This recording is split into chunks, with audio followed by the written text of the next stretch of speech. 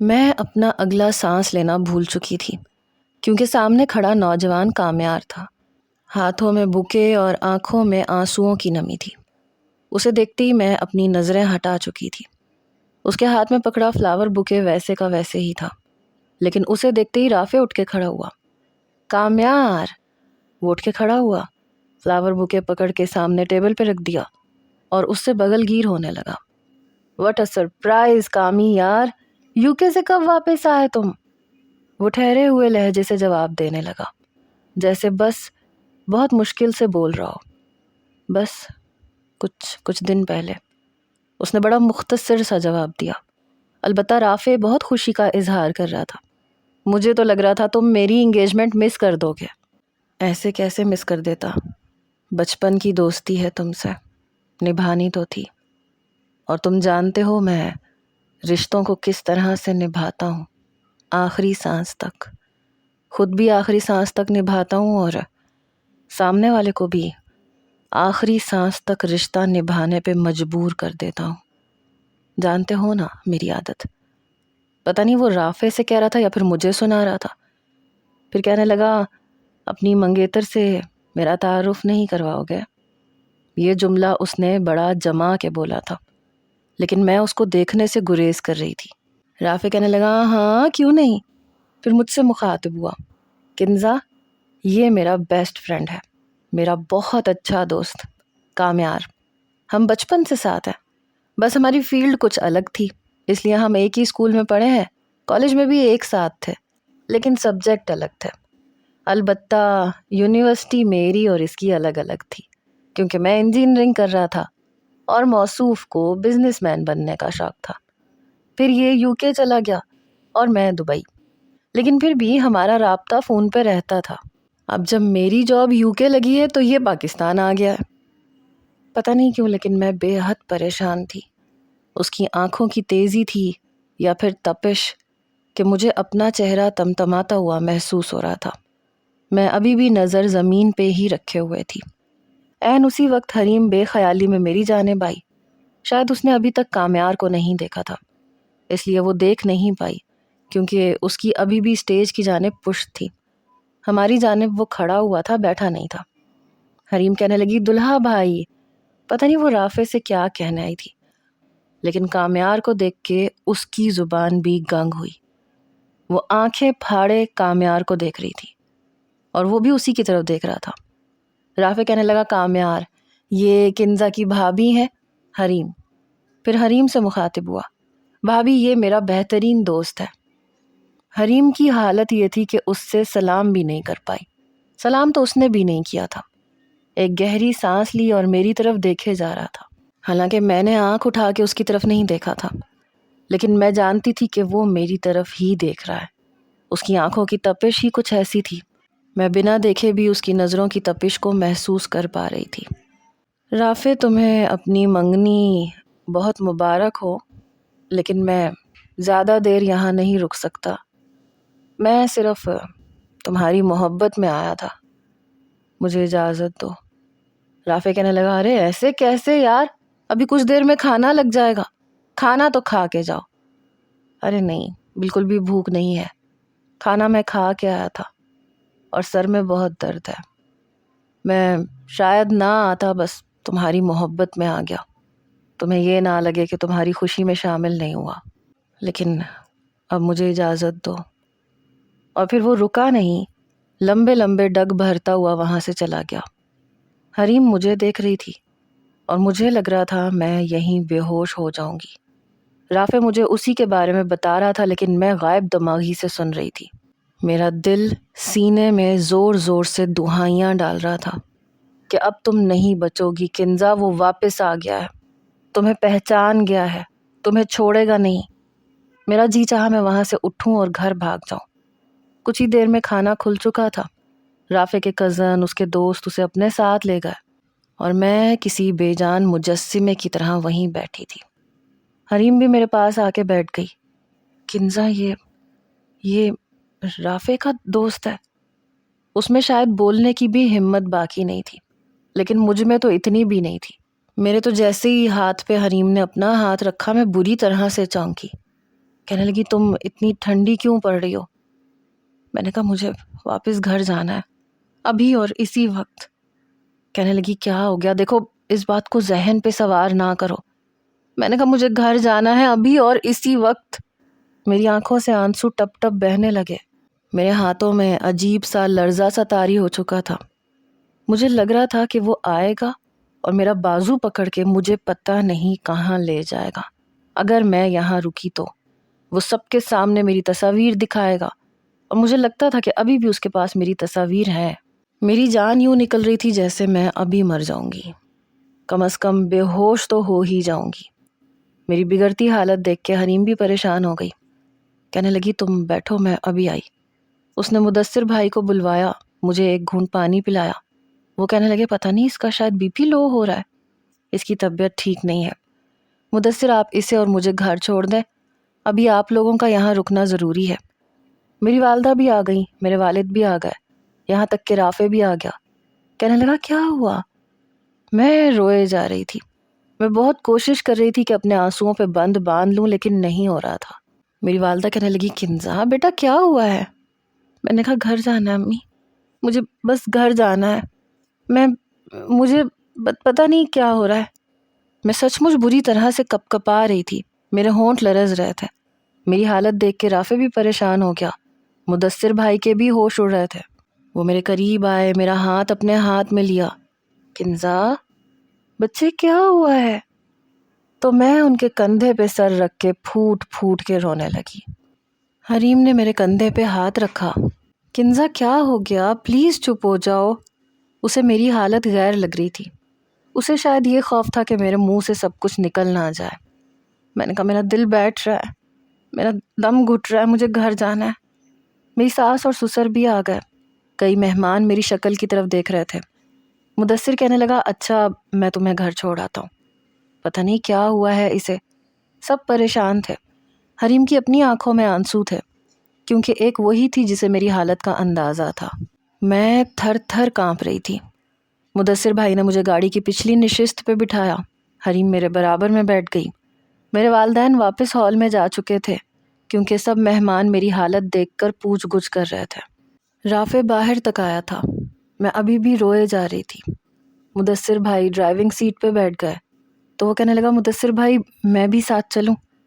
وہ کہنے لگے نہیں نہیں بس ٹھیک ہو جائے گی، آج سے پہلے کبھی اسے ایسا کچھ نہیں ہوا، پتہ نہیں کیا ہو گیا اسے۔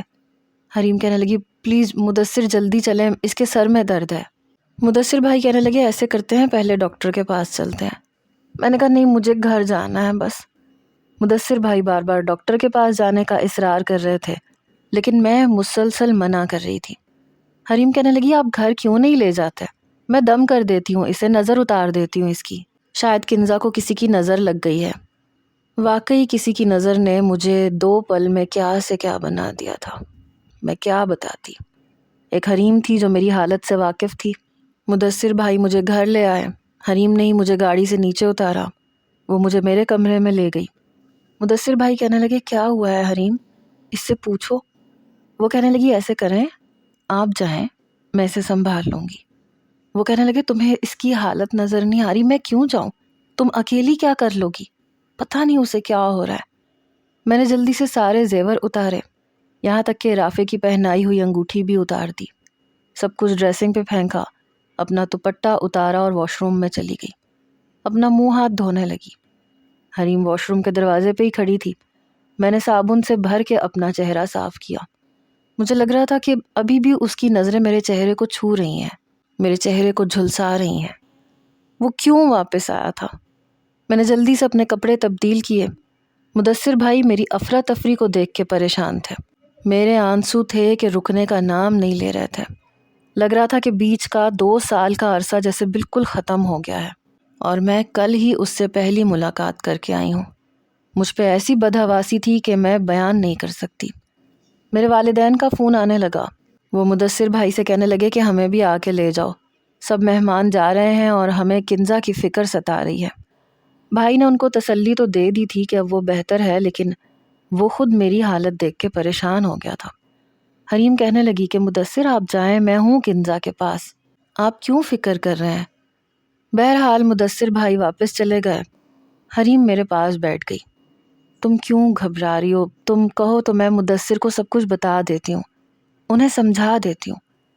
یہ سن کے میں تو بدک گئی۔ نہیں نہیں حریم، خدا کے لیے میرے بھائی سے کچھ مت کہنا۔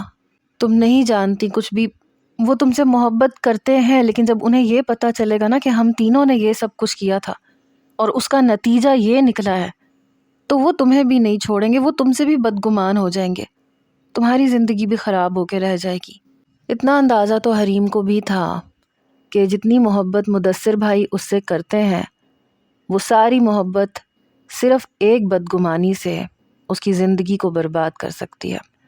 اس معاملے میں میرا بھائی کچھ بھی نہ دیکھتا، نہ بہن کو نہ بیوی کو۔ میں بے تحاشا رو رہی تھی، آنکھیں حریم کی بھی بھیگ چکی تھیں۔ حریم کہنے لگی کہ اگر کامیار نے تمہاری تصاویر ڈیلیٹ نہ کی ہوں اور اس نے رافع کو دکھا دی تو کیا ہوگا؟ اس کے گھر والے تو یہاں پہنچ جائیں گے، ساری بات کھل جائے گی۔ ڈر تو وہ بھی گئی تھی۔ میں نے کہا پلیز پلیز تم چپ ہو جاؤ، میرے دماغ کی نسیں پھٹ جائیں گی۔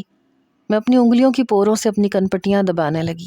حریم کہنے لگی تم یہ مت سمجھو کہ میں تمہیں کوئی بھی تکلیف پہنچنے دوں گی۔ تم میری نند بعد میں ہو، میری دوست پہلے ہو، اور میری پیاری سی کزن ہو تم۔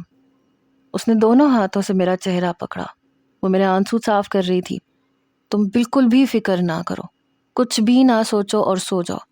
ہو سکتا ہے کہ جیسا ہم سوچ رہے ہیں ایسا کچھ بھی نہ ہو، کامیار ہمیں کوئی نقصان نہ پہنچائے۔ میں نے کہا تمہیں نہیں پتا وہ کیا کہہ کے گیا تھا رافع سے؟ وہ مجھے سنا رہا تھا، مجھ سے کہہ رہا تھا کہ جب وہ کسی سے رشتہ جوڑتا ہے تو اسے بھی نبھانے پہ مجبور کرتا ہے۔ مجھے بہت ڈر لگ رہا ہے حریم، مجھے بہت زیادہ ڈر لگ رہا ہے۔ حریم کہنے لگی تم پریشان نہ ہو، تم ہمت کرو۔ پریشان وہ خود بھی بہت تھی، لیکن مجھے تسلیاں دے رہی تھی۔ میں نے کہا نور نے اچھا نہیں کیا، نور کو اس سے بات کرنی تھی تو اپنی تصویر بھیجتی، میری تصویر کیوں بھیجی؟ خود تو وہ اپنا گھر بسا چکی ہے اور ہم دونوں یہاں مصیبت میں پھنس گئے ہیں۔ وہ کہنے لگی نور کو بھی اگر اندازہ ہوتا کہ ایسا ہوگا تو وہ یہ کبھی بھی نہ کرتی۔ تم لیٹ جاؤ، سونے کی کوشش کرو۔ مجھے بیڈ پہ لٹا کے وہ میرے بالوں میں انگلیاں پھیرنے لگی۔ کچھ ہی دیر میں میں سو چکی تھی۔ وہ کب میرے کمرے سے باہر گئی مجھے نہیں پتا۔ میرے والدین اور مدثر بھائی گھر آئے مجھے یہ بھی نہیں پتا۔ رات کا پتہ نہیں کون سا پہر تھا جب میرے کانوں میں اس کی آواز کی بازگشت گونجی، وعدہ کرو مجھ سے کہ تم میرا انتظار کرو گی۔ اور میں ہڑبڑا کے اٹھ بیٹھی۔ دیکھا تو کمرہ تاریکی میں ڈوبا ہوا تھا، بالکل اندھیرا چھایا ہوا تھا۔ مجھے اتنا خوف آیا کہ میں چلانے لگی، حریم، امی، ابو، سب لوگ کہاں ہیں؟ میں کہاں پہ ہوں؟ میرے چلانے پہ سب سے پہلے میرے کمرے میں میری والدہ آئیں۔ انہوں نے کمرے کی لائٹ کھولی، مجھے دیکھ کے کہنے لگی کیا ہوا تمہیں؟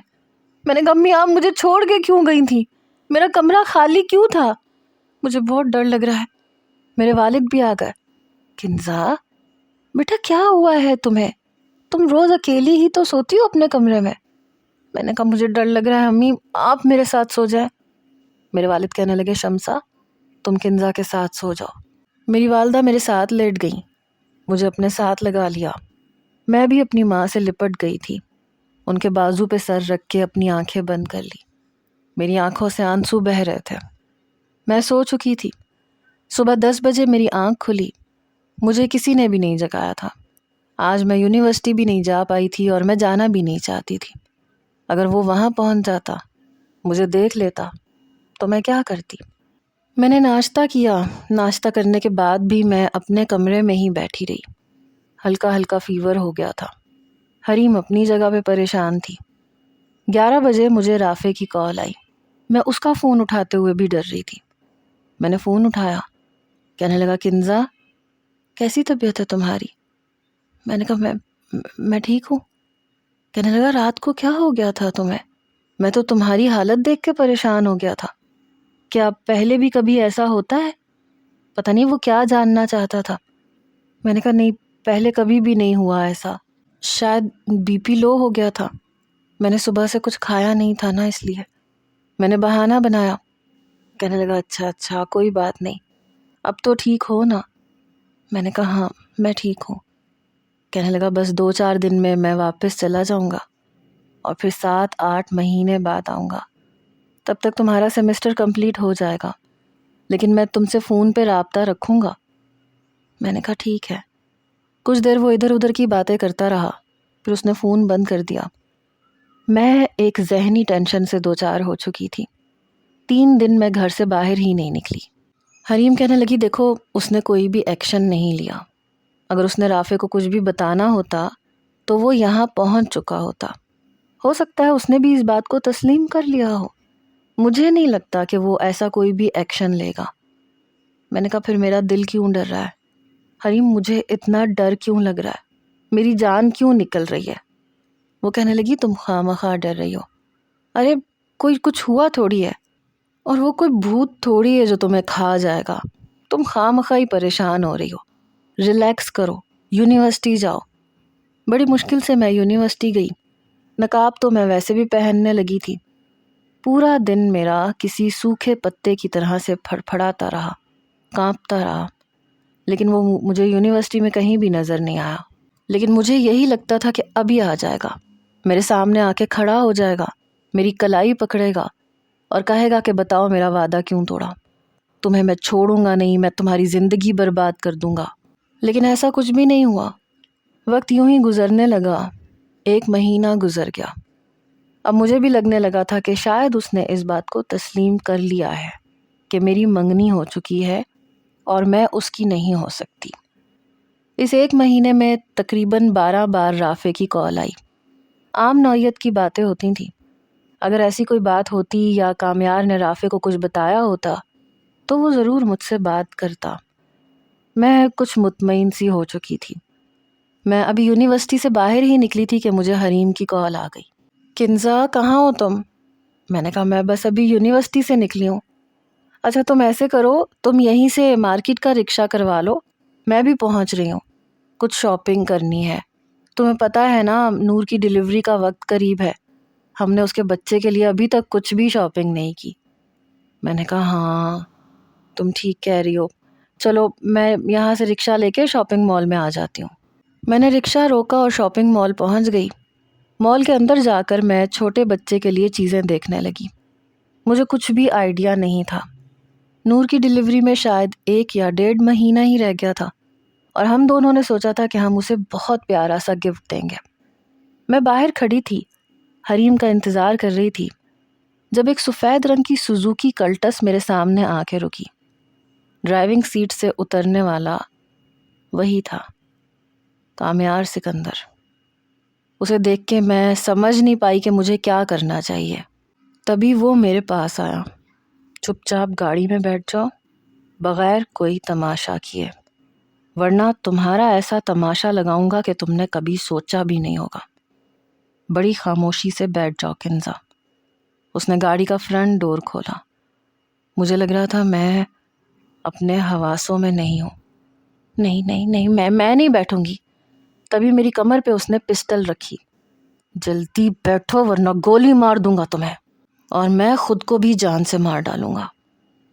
میں شاید اس وقت کچھ بھی سوچنے سمجھنے کی صلاحیت سے قاصر ہوئی۔ سب کچھ اتنا اچانک ہوا کہ مجھے سوچنے سمجھنے کا وقت ہی نہیں ملا۔ میں ڈر کے مارے اس کی گاڑی میں بیٹھ گئی۔ اس نے دروازہ بند کیا، تیزی سے ڈرائیونگ سیٹ پہ آ کے بیٹھا۔ گاڑی بند کر کے اس نے لاک کر دی، اور یوں لاک کی کہ سارے دروازے لاک ہو چکے تھے جو اس کے کھولنے پہ ہی کھلتے۔ اس نے گاڑی سٹارٹ کی اور گاڑی چلانے لگا۔ تب جا کے میرے حواس کچھ قائم ہوئے، میرا دماغ کچھ سوچنے سمجھنے کے قابل ہوا، لیکن تب تک گاڑی بڑی تیزی سے سڑک پہ رواں دواں تھی۔ یہ تم مجھے کہاں لے کے جا رہے ہو؟ کہنے لگا چپ چاپ بیٹھی رہو۔ میری آنکھوں سے آنسو بہنے لگے۔ کامیار دیکھو، میں تم سے پہلے بھی کہہ چکی تھی، میں نے کبھی تم سے محبت نہیں کی، میں تمہیں نہیں چاہتی۔ وہ گاڑی بڑی تیزی سے چلا رہا تھا۔ اچانک سے سامنے سے آنے والی گاڑی کو دیکھ کے مجھے لگا کہ اب یہ گاڑی اس گاڑی سے ٹکرا جائے گی۔ برجستہ میں نے اس کا نام پکارا، کامیار۔ تبھی اس نے ایک دم سٹیئرنگ کو موڑا، ورنہ سچ مچ مجھے لگ رہا تھا کہ گاڑی اس گاڑی سے ٹکرا جاتی۔ میں نے کہا یہ تم کیا کر رہے ہو؟ کہنے لگا چپ چاپ بیٹھی رہو۔ اس وقت میرا دماغ اتنا خراب ہے کہ میں کسی بھی گاڑی سے اپنی گاڑی کو مار دوں گا، تمہیں بھی مار دوں گا، میں خود بھی مر جاؤں گا۔ پچھلے 2 سال سے میں اس وعدے پہ پابند ہوں جو میں تم سے کر کے گیا تھا۔ پھر ایسا کیسے ہو سکتا ہے کہ تم نے کسی اور سے منگنی کر لی؟ کہا تھا نا کہ میرا انتظار کرنا، تم نے وعدہ کیا تھا کنزا۔ تمہیں کیا لگا اپنا فون بند کر دو گی، آئی ڈی بدل دو گی تو میں تمہیں ڈھونڈ نہیں پاؤں گا؟ اگر آج تم مجھے یہاں نہ ملتی تو میں کچھ دنوں کے بعد تمہارے گھر پہنچ جاتا۔ تمہارا گھر تو وہیں ہے، وہ تو کہیں نہیں جائے گا۔ تمہارا پتہ لگانا میرے لیے کوئی مشکل کام نہیں تھا۔ میں نے تمہیں کہا تھا کہ میرا انتظار کرنا، تو تم نے میرا انتظار کیوں نہیں کیا؟ آخری جملہ اس نے چلا کے کہا اور میں ڈر گئی۔ تبھی اس نے میری سیٹ کے سامنے بنے ڈیش بورڈ میں بنے گلو باکس کو کھولا اور وہاں رکھی پسٹل کو دیکھ کے میری جان نکلی۔ وہ نکال کے اس نے اسٹیئرنگ کے پیچھے ڈیش بورڈ پہ رکھ دی۔ کہنے لگا یہ پوری لوڈڈ ہے۔ یہ سن کے میرے ہونٹ تک خشک ہوئے تھے۔ میں حیرت سے پھٹی پھٹی آنکھوں سے اسے دیکھ رہی تھی۔ تو کیا پسٹل یہاں تھی؟ تو جو اس نے میری کمر پہ رکھا وہ کیا تھا؟ کہنے لگا ساری کی ساری گولیاں تمہارے سینے میں اور اپنے سینے میں اتار لوں گا۔ ذرا بھی ڈرامہ دکھانے کی ضرورت نہیں ہے۔ یہ مت سمجھنا کہ میں 1 مہینے سے چپ تھا تو میں نے کچھ کیا نہیں ہے۔ میں اپنی پوری تیاری میں تھا، مجھے بس ایک چانس چاہیے تھا اور وہ مجھے مل گیا ہے۔ میں نے کہا کیا کرو گے تم؟ وہ سب جو میں کر سکتا ہوں وہ سب میں کروں گا، اور میں تمہیں بتاؤں گا کہ مجھ سے جھوٹا وعدہ کرنے کی سزا کیا ہوتی ہے۔ اس نے گاڑی ایک ہوٹل کے سامنے روکی اور پسٹل پکڑ لی۔ چلو میرے ساتھ، اور دیکھو ذرا بھی ڈرامہ مت کرنا۔ یہاں تم نے زبان کھولنے کی کوشش کی اور وہاں یہ پسٹل چل پڑے گی۔ میں نے اس کے سامنے ہاتھ جوڑ دیے۔ کامیار پلیز گاڑی سے اترو کنزا، بڑے غصے سے اس نے کہا، اور ڈرائیونگ سیٹ سے اتر کے اپنی گاڑی کو لاک کر کے بند کر دیا۔ میں گاڑی سے اتری، اس نے میرا دروازہ بھی لاک کیا، دروازہ زور سے بند کیا اور پچھلی نشست کا دروازہ کھول کے فائل نکالی، پھر دروازہ بند کیا اور میرا بازو پکڑ کے اپنے قریب لا کے مجھے اپنے ساتھ چلانے لگا۔ میں نے کہا تم مجھے کہاں لے کے جا رہے ہو؟ کہنے لگا الفاظ زبان سے نہ نکالو تو بہتر ہے۔ وہ مجھے ریسیپشن پہ لے کے گیا۔ کہنے لگا مجھے کمرہ بک کروانا ہے۔ یہ سن کے میری جان نکلی تھی، لیکن پتہ نہیں کیوں میرا حلق میرا ساتھ نہیں دے رہا تھا۔ میں کچھ بھی نہیں بولی۔ اس نے پیسے بھرے، چابی لی، جو ضروری کارروائی تھی وہ کی، اور پھر مجھے لفٹ میں لے کے آیا۔ اتفاق تھا کہ لفٹ میں ہم دونوں کے علاوہ کوئی نہیں تھا۔ میں نے کہا تم ٹھیک نہیں کر رہے ہو، تم مجھے کہاں لے کے جا رہے ہو؟ کہنے لگا خاموش ہو جاؤ۔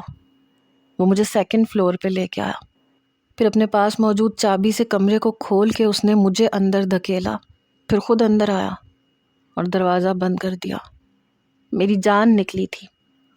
کہنے لگا تمہیں اندازہ ہے کہ میں تمہیں کتنا چاہتا ہوں، میں کتنی محبت کرتا ہوں تم سے؟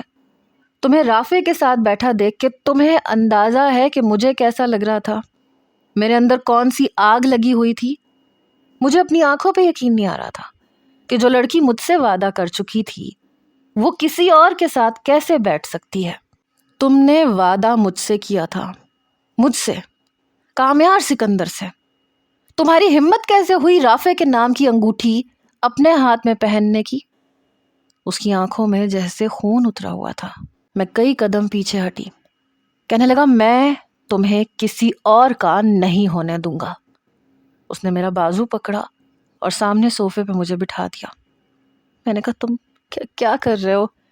کہنے لگا منہ بند رکھو اپنا، گولی مار دوں گا ورنہ تمہیں بھی اور خود کو بھی۔ پسٹل ابھی بھی اس کے ہاتھ میں تھی۔ اس نے فائل پکڑی اور سامنے ٹیبل پہ زور سے پھینکی، جیب میں سے پین نکالا اور فائل کے اوپر پھینکا۔ میری تو گویا جان نکلی تھی۔ کہنے لگا چلو سائن کرو، یہ نکاح نامہ ہے۔ یہ سن کے میں فوراً سے کھڑی ہو گئی، لیکن تب تک وہ صوفے پہ بیٹھ چکا تھا اور میرا بازو پکڑ کے اس نے مجھے نیچے بٹھایا۔ کنزا میں تم سے کبھی بھی دستبردار نہیں ہوں گا، میں تمہاری زندگی کو بھی تماشا بنا کے رکھ دوں گا۔ سائن کرو۔ اس نے پین میرے ہاتھ میں پکڑایا. میں نے کہا نہیں، میں یہ نہیں کر سکتی. میں تمہیں کیسے سمجھاؤں؟ میں نے تم سے کبھی محبت نہیں کی. میں نے صرف اپنی دوستوں کے کہنے پہ تم سے ملاقات کی تھی تاکہ تمہارے موبائل سے اپنی تصویریں ڈیلیٹ کروا سکوں. اور تم نے یہ بات رکھی تھی کہ جب تک میں تم سے وعدہ نہیں کروں گی تم میری تصویریں ڈیلیٹ نہیں کرو گے. اور یوں زبردستی سے نکاح نہیں ہوتا. وہ کہنے لگا شٹ اپ. نکاح کیسے ہوتا ہے کیسے نہیں ہوتا یہ مجھے اچھے طریقے سے پتا ہے. جب تک تم سائن نہیں کرو گی تم اس کمرے سے باہر نہیں جاؤ گی. اور تمہیں پتا ہے نا کہ اگر تم رات تک گھر نہیں پہنچی تو کیا ہوگا؟ تمہاری زندگی کا تماشا بن کے رہ جائے گا. میں پھوٹ پھوٹ کے رونے لگی. کہنے لگا تمہارے یہ آنسو مجھ پہ بے اثر ہیں. اس وقت میرے دماغ میں بس ایک چیز گھوم رہی ہے اور وہ یہ ہے کہ میں تمہیں کسی بھی قیمت پہ کسی کا نہیں ہونے دوں گا. نہ رافع کا نہ کسی اور کا. تم سائن نہیں کرو گی یہاں پہ تو خدا کی قسم میں تمہیں یہاں سے جانے نہیں دوں گا. اس نے فائل کھولی. میں رونے لگی. خدا کے لیے کامیار، خدا کے لیے ایسے مت کرو. اس نے فائل بند کی اور پین زور سے فائل کے اوپر پھینکا. تمہاری مرضی ہے. وہ اٹھا اور کمرے کی کنڈی لگا دی. یہ دیکھ کے میری جان نکلی تھی. تم بھی یہیں پہ بیٹھی ہو، میں بھی یہیں پہ بیٹھا رہوں گا. یہاں سے آج کوئی نہیں جائے گا. اور یہ مت سمجھنا کہ میں تمہارے ساتھ کچھ کروں گا. میں ایک اچھی فیملی سے بلانگ کرتا ہوں. تمہیں عزت سے لے کے جاؤں گا. لیکن نکاح میں تم سے ابھی کروں گا، ابھی اسی وقت کروں گا. دیکھو میں نہیں چاہتا تمہاری بدنامی ہو کنزا. میں یہ بھی نہیں چاہتا کہ تم دیر سے گھر جاؤ اور تمہارے گھر والے تمہیں مشکوک نظروں سے دیکھیں، تم سے سوال پوچھیں. تمہاری عزت اس وقت تمہارے ہاتھ میں ہے. میں تمہارے ساتھ کچھ بھی نہیں کروں گا. انفیکٹ میں تمہیں چھوؤں گا بھی نہیں. لیکن میں تمہیں یہاں سے جانے بھی نہیں دوں گا. یہ تمہارے سامنے فائل ہے، پین ہے. سائن کرو. میں تمہیں ابھی اسی وقت واپس مال میں چھوڑ آؤں گا جہاں سے تمہیں لے کے آیا ہوں. کہو گی تو تمہارے گھر تک چھوڑ آؤں گا. تمہارے گھر کا پتہ ہے مجھے. میں نے گھڑی کی طرف دیکھا. 3:30 بج چکے تھے. میرا موبائل اس کی گاڑی میں پڑا تھا. یقیناً حریم کی کالز آ رہی ہوں گی اور وہ پریشان ہو رہی ہوگی. جیسے جیسے گھڑی کی ٹک ٹک ٹک ٹک بڑھ رہی تھی میرے اندر سے جان نکل رہی تھی. میری آنکھوں سے آنسو بہہ رہے تھے. وہ کافی دیر کمرے میں بے چینی سے چکر کاٹتا رہا. کبھی گھڑی دیکھتا، کبھی میری طرف دیکھتا. پھر صوفے پہ بیٹھ گیا. صوفے کے ساتھ اپنا سر ٹکا کے آنکھیں بند کر لیں. میں سچ کہہ رہا ہوں، میں تمہیں یہاں سے نہیں جانے دوں گا. گھڑی تمہارے سامنے لگی ہوئی ہے، فیصلہ تمہارے ہاتھ میں ہے. میں نہیں جانتی تھی کہ وہ شخص اتنا بڑا پلانر ہو سکتا ہے. 1 مہینہ اس نے کچھ نہیں کہا اور میں بھی یہ نہیں سمجھی کہ اس خاموشی کے پیچھے کسی بڑے طوفان کا پیش خیمہ ہو سکتا ہے. میں اس کی خاموشی کو یہ سمجھتی رہی کہ شاید اس نے میرے اور رافع کے رشتے کو قبول کر لیا ہے. میں نے اپنے آنسو صاف کیے، پین پکڑا، فائل کھولی اور جلدی سے تمام پیپرز پہ سائن کرتی چلی گئی. ساتھ ساتھ میں رو رہی تھی. سائن کرنے کے بعد میں نے فائل بند کر دی. میں نے اس کی طرف قصدن نہیں دیکھا تھا. اس نے فائل پکڑی، پین جیب میں ڈالا. بہت بہت شکریہ تمہارا. تمہیں نہیں معلوم میں کس قدر مطمئن ہو چکا ہوں. پھر اس نے فائل کھولی اور انہی پیپرز پہ خود بھی سائن کرنے لگا. پھر کہنے لگا باقی کی کارروائی میں وکیل سے کروا لوں گا. چلو تمہیں وہیں چھوڑ دوں جہاں سے تمہیں پک کیا تھا. میں کسی بے جان وجود کی طرح سے کھڑی ہوئی. ہوٹل کے کمرے سے میں باہر آئی. لفٹ میں کھڑی بھی میں اپنے آنسو صاف کر رہی تھی. اس نے اپنے ہاتھ میں پکڑی پسٹل جیب میں ڈال لی تھی. اپنے آنسو صاف کرو. میں نے تمہارے ساتھ ایسا کچھ نہیں کیا کہ تم آنسو بہاتی پھرو. تم نے وعدہ کیا تھا مجھ سے اور وہ تمہیں ہر صورت نبھانا تھا. میں نے اپنے آنسو صاف کیا. ہم لوگ ہوٹل سے باہر آ چکے تھے. فائل اس نے اپنی گاڑی میں پیچھے رکھی. تب تک میں اس کے ساتھ فرنٹ سیٹ پہ بیٹھ چکی تھی. میری زندگی اس آدھے گھنٹے کے اندر اندر بدل چکی تھی. وہ مسکرا رہا تھا، بے حد مطمئن نظر آ رہا تھا، اور مجھے لگا میرا سب کچھ کھو گیا. وہ مجھے ایک عجیب سے دوراہے پہ لا کے کھڑا کر چکا تھا. اس نے مجھے مال کے پاس اتار دیا. میرا پرس مجھے دے دیا، لیکن میرے پرس میں سے ID کارڈ نکال کے اس نے اس کی تصویریں اپنے موبائل سے کھینچ لیں۔ کہنے لگا قانونی کارروائی کے لیے ضروری ہے۔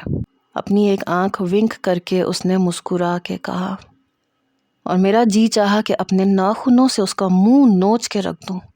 جب میں نے اپنے پرس میں سے موبائل نکالا تو حریم کی بہت سی مس کالز آئی ہوئی تھیں، میسیجز آئے ہوئے تھے۔ تم کہاں ہو؟ میں تمہیں ڈھونڈ ڈھونڈ کے تھک گئی ہوں، پورا مال میں نے گھوم لیا ہے۔ لاسٹ میسیج میں لکھا تھا، کنزا تم مجھ سے رابطہ کیوں نہیں کر رہی ہو؟ میں واپس جا رہی ہوں، کہاں ہو تم؟ پلیز گھر پہنچو۔ میں نے رکشہ روکا اور بیٹھ گئی۔ رکشے والا میرے یوں بیٹھنے پہ مجھے دیکھنے لگا۔ بی بی صاحبہ کہاں جانا ہے؟ میں نے کہا میں اپنے گھر کا ایڈریس میں نے غائب دماغی سے بتایا۔ کہنے لگا میں 400 لوں گا۔ وہ شاید 1000 بھی مانگتا تو میں انکار نہ کرتی۔ 20 منٹ میں میں اپنے گھر کے دروازے کے پاس تھی۔ بڑی خاموشی سے میں نیچے اتری، رکشے والے کو کرایہ دیا، گھر کی ڈور بیل بجائی۔ دروازہ حریم نے ہی کھولا۔ میں غائب دماغی سے اندر داخل ہوئی۔ کہاں رہ گئی تھی تم؟ پتہ ہے کتنے فون کیے میں نے تمہیں، میرا فون کیوں نہیں اٹھا رہی تھی؟ تمہیں پتہ ہے میں کتنی پریشان ہو گئی تھی۔ میں پتھرائی ہوئی آنکھوں سے چپ چاپ مرے مرے قدم اٹھا کے آگے بڑھ رہی تھی۔ کنزا میں تم سے بات کر رہی ہوں، تمہیں پتہ ہے نور آئی ہوئی ہے، جب میں گھر آئی تو نور آئی ہوئی تھی۔ کہاں رہ گئی تھی تم؟ بتاؤ نا یار، بتا کیوں نہیں رہی ہو؟ میں چپ چاپ چلتی ہوئی اپنے کمرے میں آ گئی۔ نور وہیں بیٹھی ہوئی تھی، چہرہ پہلے سے زیادہ چمک رہا تھا، ہلکا سا میک اپ بھی اس کے چہرے کو چمکا رہا تھا۔ مجھے دیکھ کے میرے پاس آ گئی، مجھے گلے لگایا۔ میں ابھی بھی چپ تھی۔ کیسی ہو تم؟ پتہ ہے کب سے تمہارا انتظار کر رہی ہوں میں، اور کب سے حریم تمہاری ہی باتیں کر رہی تھی۔ تمہیں بہت بہت مبارک ہو، گفٹ لے کے آئی ہوں تمہارے لیے، تمہاری منگنی کی خوشی میں۔ اور تمہیں پتہ تمہاری اور رافع بھائی کی منگنی کی تصاویر مجھے حریم نے بھیجی تھی، میں نے اسے بہت اچھا فریم کروایا۔ یہ کہہ کے وہ میرے بیڈ کی طرف بڑھی، وہاں سے وہ تصویر اٹھا کے مجھے دکھانے لگی۔ میں نے وہ تصویر اس کے ہاتھ سے پکڑ لی اور زور سے زمین پہ پھینک دی۔ سارا شیشہ چکنا چور ہو گیا۔ یہ دیکھ کے نور اور حریم دونوں حیران ہوئی تھی۔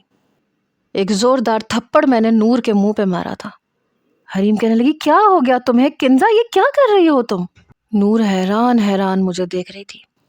میں نے کہا، برباد کر دیا تم نے مجھے نور، تم نے میری زندگی برباد کر کے رکھ دی۔ میں گھٹنوں کے بل بیٹھ کے پھوٹ پھوٹ کے رونے لگی۔ حریم اور نور دونوں مجھے حیرت سے دیکھ رہی تھیں۔ اس شخص نے مجھے برباد کر دیا، مجھے کہیں کا نہیں چھوڑا، میری زندگی برباد کر دی اس نے۔ تمہاری وجہ سے نور، میری بربادی کی ذمہ دار تم ہو۔ اللہ کرے تم مر جاؤ، تمہارا بچہ مر جائے، تم برباد ہو جاؤ۔ میرے منہ میں جو آ رہا تھا میں بولے چلے جا رہی تھی، یہ سوچے سمجھے بغیر کہ جی تو کون لوگ ہیں جو کہہ رہے تھے کہ یہ سٹوری حیا اور ہادی کی سٹوری جیسی ہے؟